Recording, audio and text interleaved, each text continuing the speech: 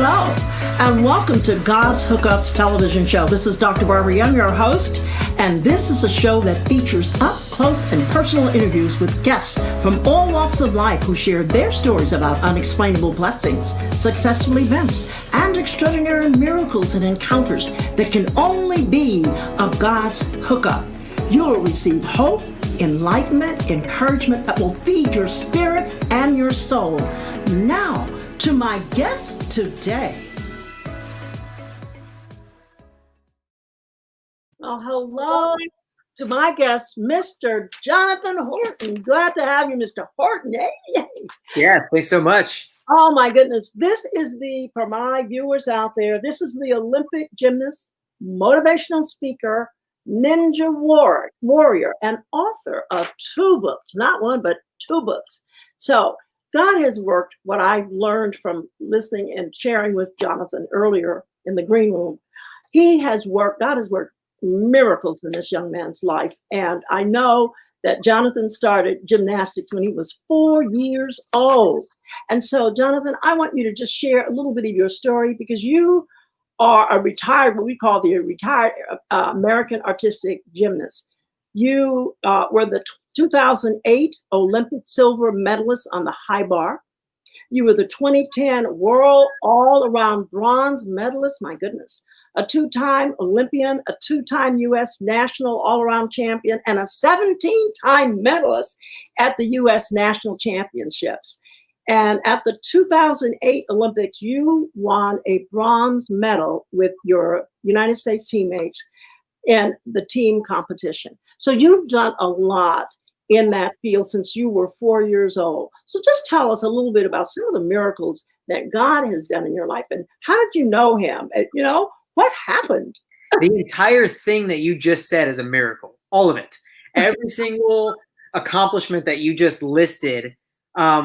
When I was 4 years old getting started in gymnastics, nobody would have ever thought that any of those things would have happened. Because the truth is, I was not the most gifted and talented kid in the world. No, I just wasn't. And I'll tell you the most ridiculous story. Probably one of my favorite stories to share, how I got into the sport. Grew up I'm here in Houston, still live in Houston, Texas. I grew up kind of a crazy kid, me, my mom, my dad, my sister. And I was ADHD to the max, just bouncing off the walls as a kid. And my mom had to always keep a close watch on me. Well, anyways, one day she takes me shopping with her. We actually went to a Target, and I took off in the store and I got lost. My mom couldn't find me anywhere.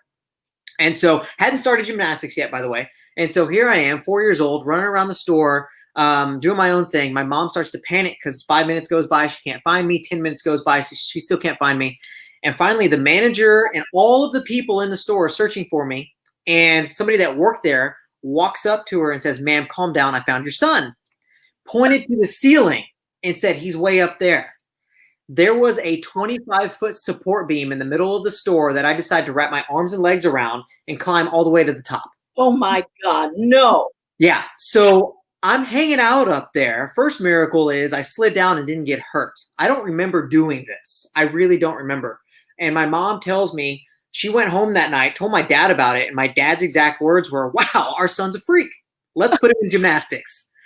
And so they enrolled me into a gym the very next day. And I come from somewhat humble beginnings. My mom and dad didn't have a lot of money. Gymnastics is a very expensive sport. They didn't think that they were going to be able to keep me in it for very long. And I also wasn't very good.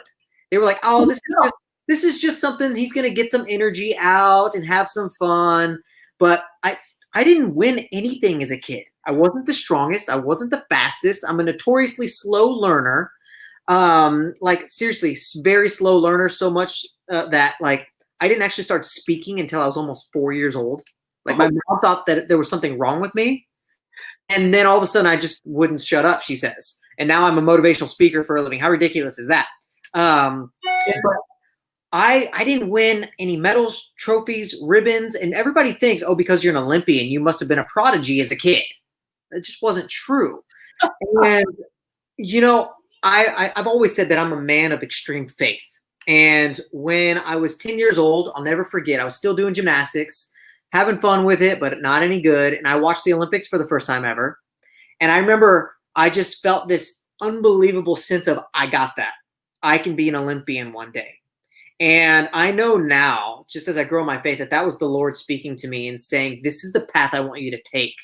And for anybody listening that knows, some of the stories from the Bible, when God spoke to Moses in Exodus, Moses was like, I can't do that. Like, I can't lead my people to freedom.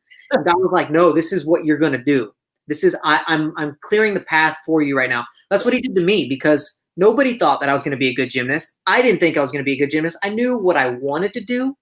I didn't know if it was possible. And so suddenly I start learning and learning and learning. And I actually won my first competition at the age of 15. What? Yeah. So it took me many years to get anywhere. And then by the time I was 18 years old, I was the best gymnast in the United States of America. And That's, so all I got to say is, Jonathan, that's got to be nothing but a God hookup. It's a God hookup 100%. It's a God miracle. And so, and what's crazy is, before the show, you and I talked about the humility that we need in life. As soon as I became the number one gymnast in the country and one of the best in the world, I started getting a little arrogant, a little bit cocky. Oh. And right when that happened, when I thought I was well on my way to becoming the next Olympic hero and champion, in 2006, 2 years before the Olympics, I went to the biggest competition other than the Olympics, the World Championships. I led my team to the worst performance in history. We finished in 13th place because I fell 6 times at the World Championships, and no one to this day has ever performed that poorly from the United States of America at that big of a competition. I guess God had to humble you, didn't he? Oh, he gave me the biggest piece of not good humble pie that you could ever eat, and it brought me back down to earth to start to rely on that faith that I had before. And then 2 years later, because of the growth that I had and the pruning that God had done to me in my life, I went to the Olympics and had the greatest performance. I went from the worst performance I'd ever had to the best one I'd ever had. I had a perfect competition, and I won 2 medals at the Olympic Games. And so my career, I always tell people, it is a testament to having faith in yourself and listening to what God wants for you to do. And even if it feels impossible, it's not. Nothing's impossible. I'm going to use your word, with a God hookup. If he's going to hook you up, it's going to happen. Right. Oh, my goodness. But, I want to know, when you were going through that trial period, because that was such a come down, did you get angry with God? Did you go through this sort of a little bit of a down depression? I mean, why did you fail me? Why did you let me down? Did you? Yeah, I think we all do, right? I think we all go through this moment of like, God, I thought this is what you wanted for me. Like, what is this? And that's when my faith just always kicked in.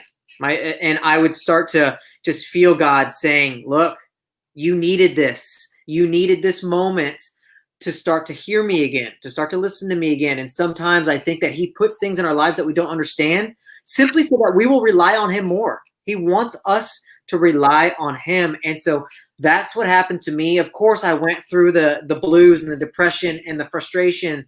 I went through all of it. Every single one of those moments of, I quit. I'm not going to do this anymore. Like, I'm not good enough. I experienced it all.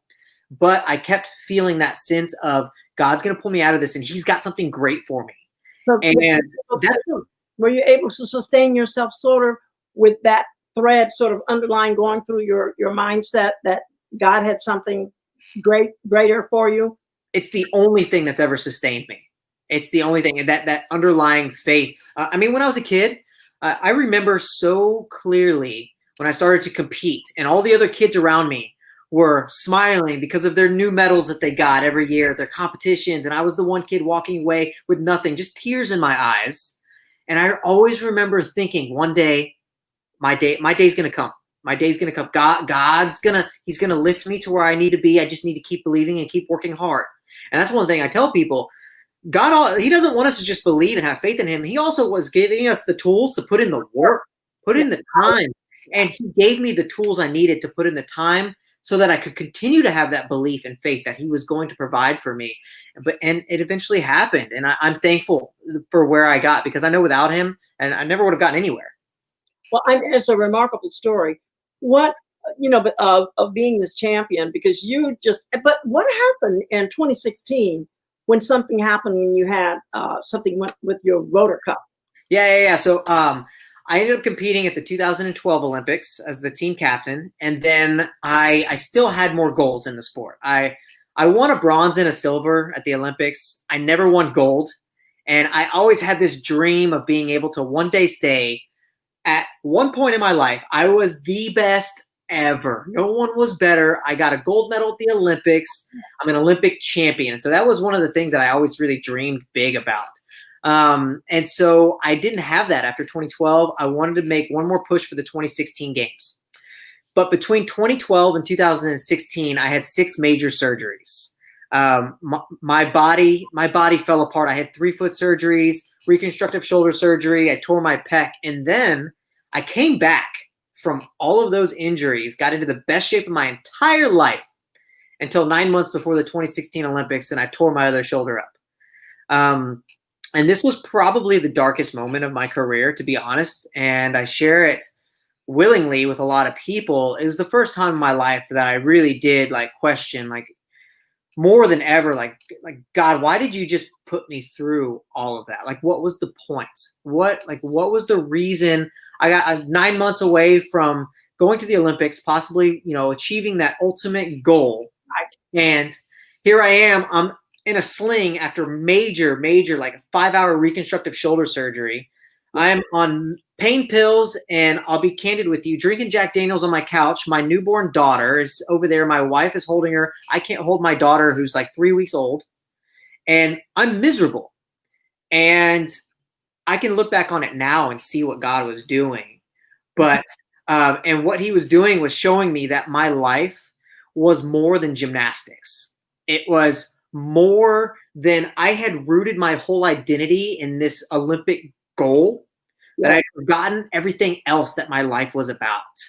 And once it was finally stripped from me and I was pruned again, once I realized what God's bigger plan was, my life drastically grew when I retired from gymnastics. My family life, my work, and everything that I do, I'm the happiest I've ever been in my life. And I never accomplished the ultimate goal that I thought I had to have. All I needed was God in my life. That's really all I need to be happy and to be sustained and to be a good father and a good husband. So it's crazy to think back on it now, but what his plan was, but it hurt in the moment. It hurt a lot. Yeah. Well, one of the things, Jonathan, I admire you for sticking, with God and continuing, because how many people, with disappointments that you've met that just fell away and just fell by the wayside and maybe started on another journey of alcohol and drugs and other kinds of things to medicate, to self-medicate rather than put themselves back in the path. And I know you have a platform, you built a platform where you're now speaking. How did that come about? Where you're on stages and you're talking to people? Well, it's kind of an interesting story. I didn't want to be a speaker, to tell you the truth. I had a sports agent. I had a sports agent in 2000 and I want to say 10. Started working with her, and she got me a gig to go speak in front of a large company called Deloitte. And Deloitte and Touche. Yeah. And she goes, hey, I got you a big gig, making some decent money, speaking in front of this crowd. It's in a couple months from now. Start prepping. I said, huh? I've never spoken in front of anybody before. And I went and I did the best I could. I think it was awful. But the one thing that I learned was, hey, when I stood up there, I wasn't nervous. I wasn't scared to speak to people. Okay.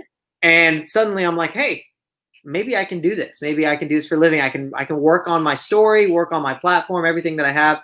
And my story's changed dramatically over the last 10 years and what I share and how I share it. But I've been on hundreds, if not thousands of stages at this point, speaking at churches, schools, company events. I love to go and share my story of really of not feeling like you have to be the most gifted and talented in the world to do something great. That's really my story. I always tell people that your level of talent. Say that again, Jonathan. Say that again for the listeners out there, the viewers out there. Yeah. Well, I've always said your level of talent doesn't dictate your level of success. And so you don't have to be the most gifted. You don't have to be the fastest learner. If you're an athlete, you don't have to be the strongest, the greatest to be one of the greatest. You don't have to be born with that certain knack. I meet a lot of entrepreneurs now that say, oh, I'm not as smart as other entrepreneurs. I can't do this. I can't do that. Well, find what you can do and maximize it. Find what you are good at. We're all good at something. And so that's really my story. I love to tell people how there's a verse in the Bible that says faith the size of a mustard seed can move mountains. I believe that talent the size of a mustard seed can also move mountains if you just put in the work. I've never heard that before. I never heard that one before. Did you put that in your book? I think I did actually, but I was reading that one day and I was, going through my quiet time reading the Bible and I saw that verse and I was like, I think a lot of people, if they knew me when I was a kid, would say John didn't have much more talent than the size of a mustard seed. But that seed grew because I cultivated it. I did what I needed to do to make it explode and stuck with it long enough. And I think if you stick with anything long enough, you might not become the best ever, but you can become great. I think that's a very good story. There was something else we talked about when we were in the green room, and that was how you became sort of the spokesperson and how you began to start moderating Olympus. Would you tell a little bit about how that came about?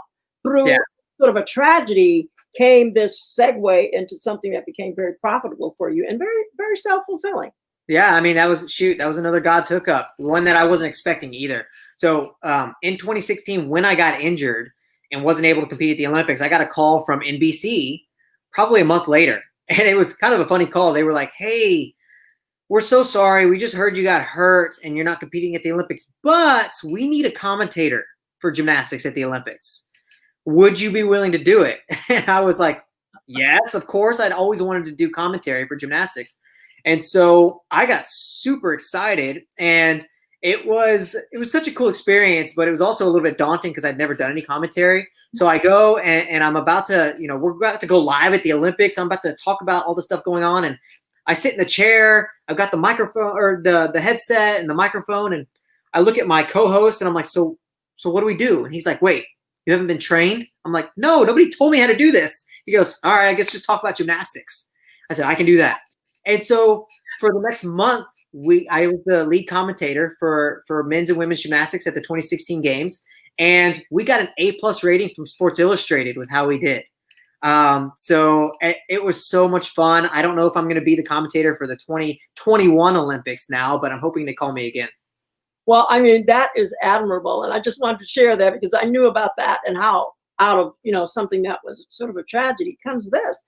And it was just out of the blue. They ask you. And isn't that a God's hookup? 100%. It was definitely a blessing because even though I wasn't on the competitive floor with my brothers that I trained with, I got to watch them up close and personal through a screen and a camera and discuss how great of competitors they were. And just it was a very different experience for me. I would have loved to compete, but to have that opportunity, that tragedy to triumph was 100% a God thing.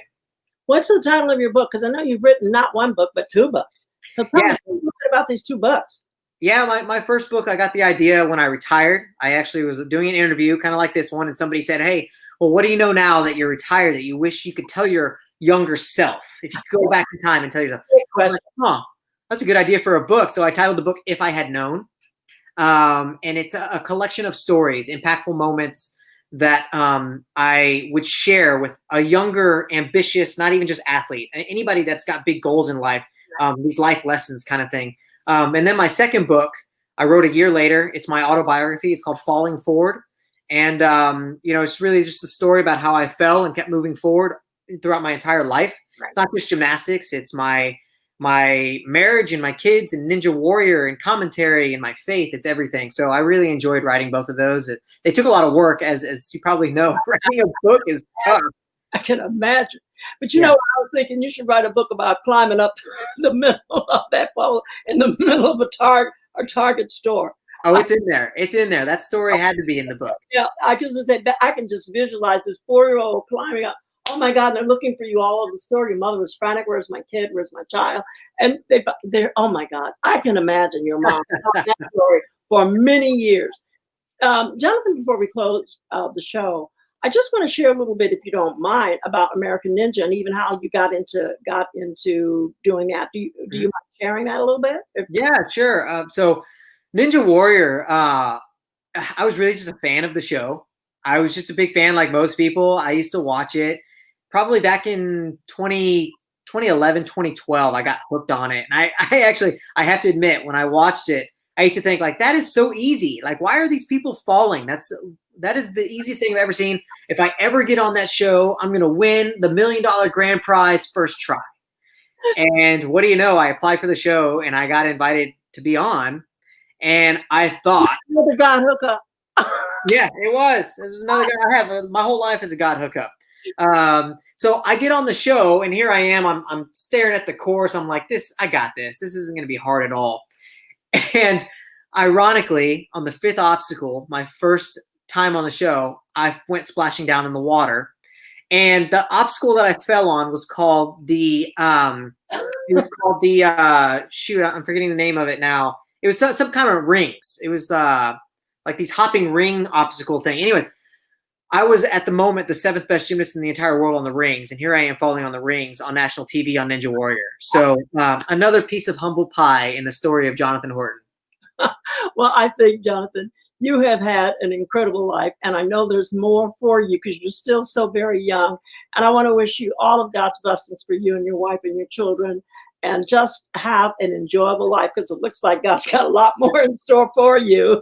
I hope so. Well, thanks so much. I've had a blast chatting with you. It's been a lot of fun. Well, this has been a lot of fun. We're going to go on after this. And so I just want to tell people that they'd like to be a guest on this show, that you can contact me at drb@godshookups.com, because this is a marvelous opportunity to share your God's hookup story. And, a lot of people think, well, I don't know about miracles. I don't know, I haven't had a miracle. But yes, if you don't believe that you are a miracle, yes, you are a miracle. And actually, you can follow me on any of my radio, television shows, on Facebook. I'm on Instagram. I'm on LinkedIn. And I'm at Dr. Barbara Young. So I want you to share this show with your friends. Let them know that every week we have 3 featured speakers on Fridays for God's Hookups. And we got another Ninja Warrior coming on. Well, we won't have a Ninja Warrior, but we've got a lot more guys that are coming on, and women who are coming on to share their God's hookup stories. And again, Jonathan, I can't thank you enough. And the kids were good. They did not interrupt. That's right. That's right. We're all stuck at home. I got my kids in the other room. I thought for sure they're going to bust in here and ruin the whole thing. They didn't bust in there to ruin the whole thing. And so, again, thank you so much. And we'll be talking later about what is going to be next in the life of Jonathan Horton. Absolutely. Thanks so much. Thank you, guys. Gosh. Great.